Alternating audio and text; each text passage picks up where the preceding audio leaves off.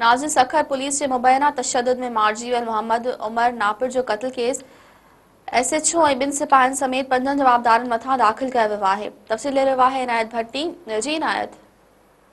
जी बिल्कुल सखर पुलिस जे मुबैना तशद्दुद में मारिजी वियल मोहम्मद उमर नापर जो पुट जावेद नापर जी फिरियाद ते C सेक्शन थाणे ते केस दाख़िल कयो वियो आहे।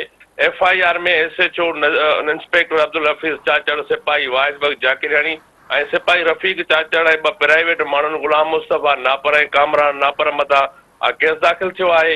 ऐं मां ॿुधाईंदो हलां त केस में ॼाणायो वियो आहे त गुलाम मुस्तफ़ा वारनि सां पुराणो झेड़ो हलंदड़ो, जेकी वालिद खे नुक़सान पहुचाइण जूं पिणु धमकियूं ॾींदा रहिया।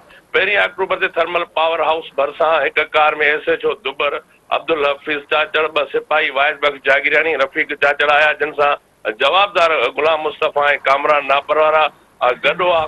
जो पुलिस हथियारनि जे ज़ोर ते ज़बरदस्ती वालिद खे खंभण जी कोशिश कई, जंहिं दौरान हथियारनि जा धक ऐं कुंदाक लॻण सबबि वाल साहब जेको आहे फोत थी वियो। ऐं FIR में इहो बि ॼाणायो वियो आहे त हथियारनि जा धक लॻण सबबि मुंहिंजे वालिद मोहम्मद उमर नापर जेको मौत थियो आहे, जंहिंजी जेके जवाबदार आहिनि उन्हनि मथां केस दाख़िल कयो वियो आहे। जी इनायत, तव्हांजी महिरबानी।